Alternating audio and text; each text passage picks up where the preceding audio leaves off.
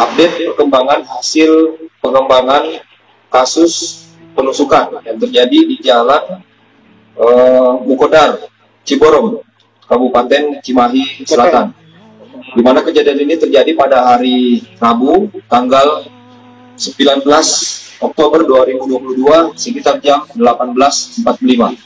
Adapun modus kejadiannya diduga berdasarkan bukti permulaan yang cukup, tersangka diduga keras melakukan tindak pidana pembunuhan berencana dan atau pembunuhan disertai dengan delik pencurian dengan kekerasan yang akhirnya mengakibatkan matinya atau meninggalnya korban.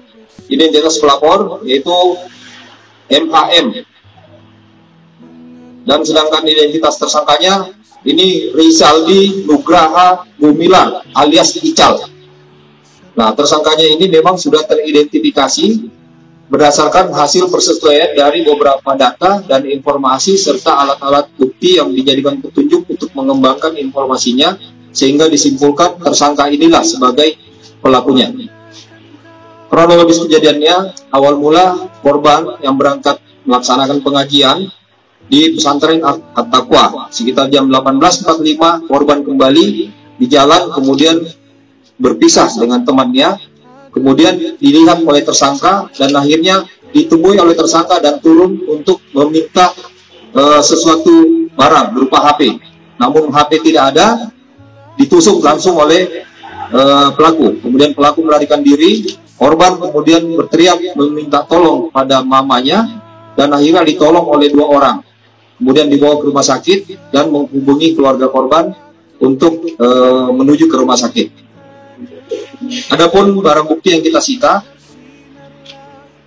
ini berupa 1 unit kendaraan roda 2 Honda Beat dengan STNK dan kunci kontak, kemudian 1 pasang sendal jepit, kemudian pakaian korban yang terdapat lubang yang diduga bekas tusukan benda tajam, kemudian rekaman CCTV yang juga dilakukan pengembangan, di mana akhirnya didapatkan beberapa rekaman CCTV yang memperlihatkan korban berputar-putar di kompleks tersebut sebelum kejadian.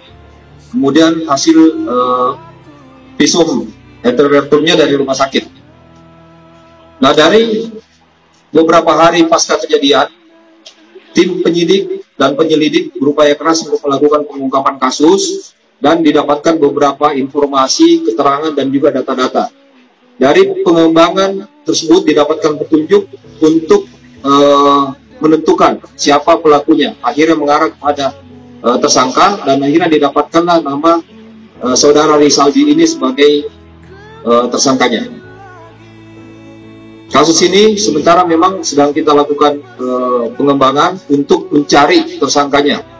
Dan sampai hari ini kita berusaha untuk membuat DPO untuk kita sebarluaskan kepada masyarakat agar secepatnya tersangkanya bisa diamankan dan diproses sesuai hukum yang ada dan mempertanggungjawabkan perbuatannya.